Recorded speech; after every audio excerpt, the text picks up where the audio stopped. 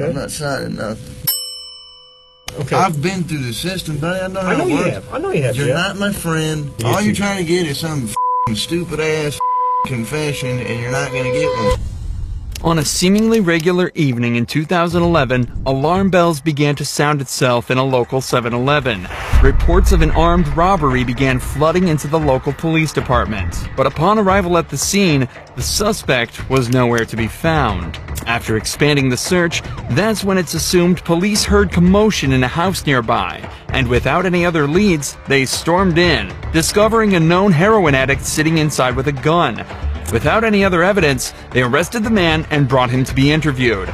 This so-called addict was Jeff Pearson, the man who committed the robbery. And the following goes down in history as one of the only times a man single-handedly beat the cops at their own game.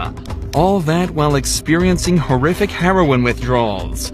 This is what happens when the suspect outsmarts the cop. The next 24 hours were captured on police cameras within the interview room, but conversely to most footage similar to this, it was originally uploaded to the suspect's own YouTube channel on the 25th of September 2011. This is the first sign of what makes Jeff a cult figure and a legend within the interrogation community. Jeff was held in police custody for almost an entire day, but all of the footage from the 3 interrogation sessions held barely 15 minutes. Given that robbery and arrest took place within the state of Georgia, the usual minimum sentence would be around 10 years imprisonment, ranging up to a maximum of life without parole. But it would transpire that Jeff wouldn't end up doing a minute of this time. And instead of serving multiple decades behind bars, he spent a day being served drinks and candy while delivering a masterclass in what to do while in police custody. The following footage shows us in stunning detail what methods the cops will try on you, and how to dodge them like an absolute pro. The footage starts with Jeff handcuffed in a small, windowless room dressed in prison scrubs. It's clear he's already been processed and spent some time in a cell, likely while the cops spent some time gathering the evidence and prepared to question him. Am I under arrest? For now. I'm under arrest? Yeah, I'll explain everything, but before I explain myself to you, before we talk to each other, I need to read your rights, okay? What am I under arrest for? Well, like I said, I need to read your rights first. Obviously, the charge is robbery, okay? Jeff immediately opens by asking if he's under arrest and on what grounds. From the first moment, it's evident that Jeff has done his research, as this is exactly what you should be doing in this situation. From here, there are 2 options. If you're not being arrested or detained, you can state that you're also not obligated to stay and answer questions. And you should be completely free to leave the interrogation. If you are being arrested, you can then immediately ask for a lawyer and stay silent until you're provided with one. These options give you the best chance of stopping the police in their tracks and allow you to create the best defense possible. What's amusing is that when you're being arrested in America, the officer is actually legally obligated to remind you of this. Take a listen to the Miranda warning that this detective reads out to Jeff. You have the right to remain silent. Anything you say can and will be used against you in the court of law. You have the right to talk to a lawyer for advice before we question you. If you cannot afford to hire a lawyer and you want one, a lawyer will be provided for you. If you decide to answer questions now without a lawyer present, you'll still have the right to stop answering questions at any time. Does that make sense? You've probably heard these before, haven't you? These 3 points are incredibly important and are often overlooked by the average citizen due to the panic of being arrested in the first place. Alongside this, because of how much we hear these lines in media such as police shows and movies, most people completely glaze over it when they're being read these rights, and fail to take into account that they're actually being provided with useful information that allows you to stay safe and protected while in police custody. What this detective didn't mention though is that if you ask for a lawyer while under arrest, they are not allowed to continue questioning, and you have a complete, unquestionable right to refuse to answer any questions they may ask until you're provided with an attorney. The detective also ends the rights with a snide remark about Jeff's past, meant to subconsciously remind him that he is a previously convicted criminal. Do you understand your rights? Do you understand your rights, Jeff? Yes or no? You understand? We're getting paid more than you are, so we can sit here for a long time, man. I just need you to answer me yes or no. Do you understand your rights? Let's get through that question. Do you understand what I read you? Do you comprehend what I read you? Jeff has been explicitly told he has the right to remain silent, so that's exactly what he's deciding to do. Right here, the leading detective leans back in his chair. This was meant to show that he's unconcerned with Jeff's silence, and that he can stay there as long as necessary. But body language like this usually indicates some form of unrest. It's clear that the detective knows that this is going to be a tricky few hours for them. If you got something that says you didn't do this robbery, this is your chance to talk to us. Okay, good cop. No, usually I'm the prick.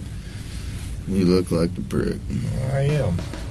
If it's dominance we're talking about, Jeff just took everything the cops had and dumped it in that garbage can. I'm not asking if you want to talk to me at this point. I just wanted you to understand what I read to you. So am I under arrest? Yes, you're under arrest.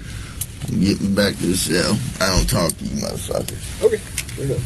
In this first round of interrogation, Jeff exhibited exactly the correct behavior given his current circumstances. He knows the cops have nothing on him. They wouldn't be there talking to him in the first place if they did. So he stays silent. And so it's off back to his cell he goes. But 2 hours later, he's brought back to the same room for round 2. You wanted a Coke? Yeah. You gonna be able to pop it open, or you need me to? I need methadone. You need methadone? Yeah, you guys can get me that methadone? I don't have any. Do you have a medication for it, or a prescription for it? Or? No. What do you need methadone for? Because I'm a fucking junkie, and you guys, I can't get no methadone. I'm gonna go through withdrawal here in a minute. A can of soda is all Jeff requested before he returned to the interrogation room. But he immediately mentions the withdrawals that he's likely already starting to feel. However, methadone, the drug Jeff asked for at the start of this conversation, can be used to significantly reduce the effects of the withdrawal. It can even reduce the cravings he's also probably been experiencing for the entire time he's been in police custody. How long you been using heroin? Long time, buddy. 10 years? 15 years? I hardly been alive that long. What are you trying to talk to me about here? Talk to you about what happened last night. Look, here's the deal. Either you're in a bad set of circumstances, or you went and committed an armed robbery last night. Yeah, Right? I'm in a shitty, wrong place at the wrong time, obviously. I didn't commit no fucking armed robbery. All right, then let's talk about this. Let's I not don't keep up I the don't talk act. to the police, man. Jeff is clearly through with the personal talk and wants to get back to the matter at hand. In his eyes, he's been arrested for something he didn't do and wants to get out of there as quickly as possible. Okay. I've been through the system, buddy. I know how I know it you works. have. I know you have, You're Jeff. not my friend. I'm not your friend. You're trying to fucking get me. Or you're No, trying I'm not trying to get all you. you're trying to get is some fucking stupid ass fucking confession, and you're not going to get one. Jeff, I'm not going to get a 'Cause- confession out of you for nothing. Exactly, because I And didn't I'm do not trying nothing. to get a confession out of you. Okay, I'm going to tell you, I didn't commit no armed robbery, and y'all ain't got no fucking evidence saying I did. Let me go. All you did is find me sitting in my buddy's house because my fucking buddy's dog's going ape shit. I go outside. There are cops everywhere, and they spotlight me. They say, "Come here." I say, "What's up?" They search me. They ain't find Hang on. nothing. What's Let up? me read this. No. before- Yes. Because I'm not going to sign it. You don't have to sign it. But let me read it for you. I'm Okay? not signing nothing. You don't have to sign it. The irony of this cop saying he's not trying to get Jeff while he has him handcuffed in an interrogation room questioning him is very amusing. But even through all this, every part of what Jeff said here is so perfect, it almost sounds rehearsed. It's an incredible display of personal legal defense, and is even more impressive when you layer it with the fact that Jeff is almost definitely starting to experience withdrawals. I also want to highlight the point Jeff made about how cops are simply trying to force a confession out of him. One of the main techniques used in these interrogations is the Reed technique, developed by a former cop and psychologist in the 1960s after he extracted a confession from a man accused of murdering his own wife. The technique consists of 9 steps, beginning with a polite discussion about why the suspect is being accused of the crime, followed by using certain body language and actions within the interrogation as a display of guilt. The method ends with offering the suspect 2 alternative statements they can agree with, one of which is slightly more acceptable than the other, but whichever is chosen admits guilt and is counted as a confession. This method forces the suspect into a corner and is exceedingly good at extracting false confessions from innocent suspects. In fact, the original case that technique was formed around fell apart after discovering that the man in fact did not kill his wife and was tricked into giving a false confession. Absolutely next level gaslighting. Tell me what happened last night. Plain and simple. Your side of the story. I'm not talking to you. I'm warning you. All right. This is what I don't understand. I know, but this is what I don't understand, Jeff. You were sitting there talking just like you were ready to sit here and tell me what happened last night, and then all of a sudden I read that to you, and you screw it, I ain't talking to you. I want a lawyer. I don't understand that. What changed just in the... Because I already told you what happened. You didn't. How didn't I? You didn't tell me what happened last night. How didn't I just tell you what... But now you've handcuffed me, and I can't talk to you because you've asked for an attorney. So, okay, that's fine. But I will tell you right now, you're still on a hold for a robbery. I know. I don't know why. I need a fucking lawyer because obviously I didn't do nothing. And obviously you guys know I didn't do nothing because I've been arrested for the same bullshit before, and you guys don't interview me this much. So, wham bam, thank you for the coke, put me back in the cell. That's my home. We haven't interviewed you yet. Jeff has now asked for a lawyer and is once again refusing to answer questions. But we're only halfway through this footage, and Jeff's ability to defend himself and completely destroy this cop only gets better from here. Here's what the deal is. I have enough evidence Like what? of the armed robbery, okay? But, you know, if you're saying you didn't do it, you need to give me your side of the story. I didn't do it. Okay, well, give me your side of the story. You got to, convince me. Because I got a lot of evidence. I got a lot of physical evidence. Well, like what? Name the physical Well, I don't need why should I tell you that? This is where the detective starts to become desperate. He knows he's running out of time, and so has completely abandoned any elaborate techniques or methods to try and get information out of him. He's now instead moved on to essentially just threatening him with false claims of evidence that he can easily use to convict Jeff. If all of this was true, he'd likely be trying to use it to intimidate Jeff into panicking and giving up more information. But instead, he uses a flimsy rhetoric, claiming that because Jeff hasn't helped him, he won't help Jeff. There's only a couple pieces of evidence I'm missing. Name them. What's that? Name them. Well, why do I need to do that? You haven't helped me out a lot. You give me a little bit, I give you a little bit. We go back and forth. I give you one of my pieces of evidence, now give me a little something. Alright? What time do you get over to Aaron's house? No, anything I say here can and will be used against me. Sure, but anything you say here, I can also tell your parole officer that you helped me out. That doesn't mean dick. Now the detective is desperately trying to bargain with Jeff. If he helps the cops out, they'll put in a good word with his parole officer. But Jeff immediately realizes that means absolutely nothing. What does a gold star mean if you're stuck in prison for 20 years? This further enforces the idea that cops have absolutely nothing to convict Jeff with, and also shows that they know they're running out of time.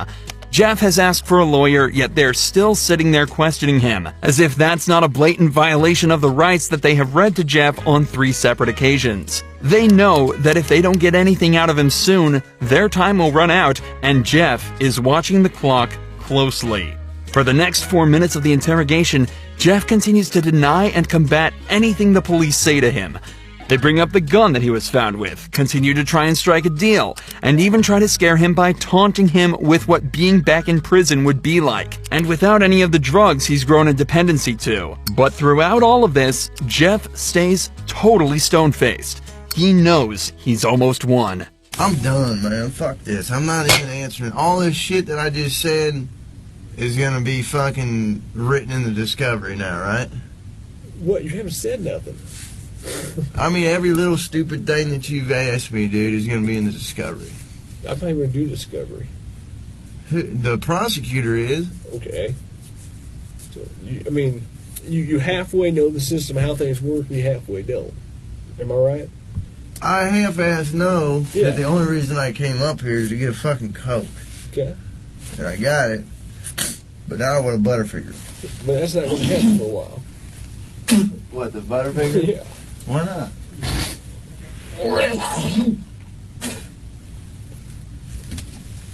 I need to go to the hospital. I'm coughing up blood. Let's go to the hospital. For the last few hours, the police have been questioning a man who is clearly in pain, denying him access to the legal prescription drug that would help him deal with his issues, and questioning him repeatedly on a crime for which they have no evidence for. All the while, Jeff dealt with this as casually as possible, asking for sodas and chocolate bars. Jeff knew misspeaking at any point could lead him down a slippery slope, so he exerted his rights in the perfect way, and 12 hours later, it's recorded that he was released from custody and sent on his merry way. It's also reported that, from here, Jeff began to turn his life around. He's off heroin and now spends his time uploading to the same YouTube channel the footage from this video was uploaded to. He makes music and even gives extra tips on how to avoid the police's tricks.